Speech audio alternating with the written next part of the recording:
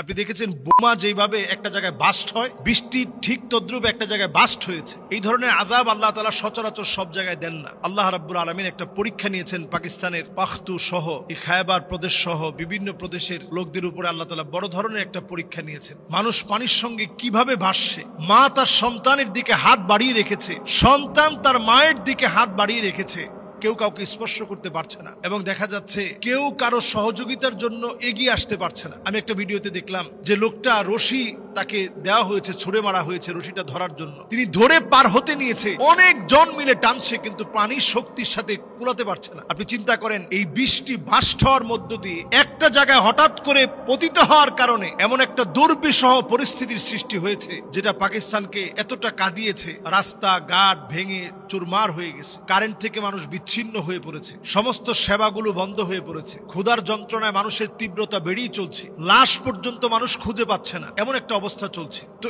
এই অবস্থায় আমাদের তো একটু চিন্তা করা দরকার যে আল্লাহ তাআলার পানিগুলা কত শক্তিশালী। ইন্নাল মাউজা জাইশুম মিন জুয়ুশিল্লাহ, এই ঢেউগুলো সব হচ্ছে আল্লাহ রাব্বুল আলামিনের এক একটা সৈনিক। আল্লাহ তাআলা যখন বলবে সৈনিক ধর, পাকড়াও কর, সাথে সাথে পাকড়াও করে ফেলবে। 25-এর এই সময়টা আমি আগেও বলেছি, এখনো বলি, অনেকগুলো প্রাকৃতিক দুর্যোগ বিভিন্ন দেশে আসবে। প্রাকৃতিক দুর্যোগগুলো এজন্য আসবে কারণ অলরেডি ইহুদিরা লাল গরুগুলো কিনে প্রস্তুত রেখেছে, এগুলো জবাই করে এগুলোকে পুড়িয়ে সে ছাইগুলো ইহুদিদের ঘরে ঘরে ঘরে ঘরে ঘরে ঘরে সব বিতরণ করা হবে। এর মধ্য দিয়ে তারা সুলাইমান আলাইহিস সালাতু ওয়াস সালাম যে বাইতুল মুকাদ্দাস নির্মাণ করেছিলেন, তারপরে আরো একবার নির্মাণ হয়েছে, বর্তমানের যে হালতে আছে ওই জায়গাতে তারা একটা থার্ড টেম্পল তৈরি করবে। এই থার্ড টেম্পল তৈরি করার জন্য তারা একেবারে প্রস্তুত। তো যখন তারা এইভাবে প্রস্তুতি নিচ্ছে, আমরা মুসলমানেরা যদি তাদের পক্ষে না বলি, একটা মুসলিম দেশে আল্লাহ তাআলা আযাব দিয়ে পাকড়াও করবেন, একটা মুসলিম দেশকে আল্লাহ তাআলা ধরবেন, বাংলাদেশকে আল্লাহ তাআলা ছেড়ে দিবেন না।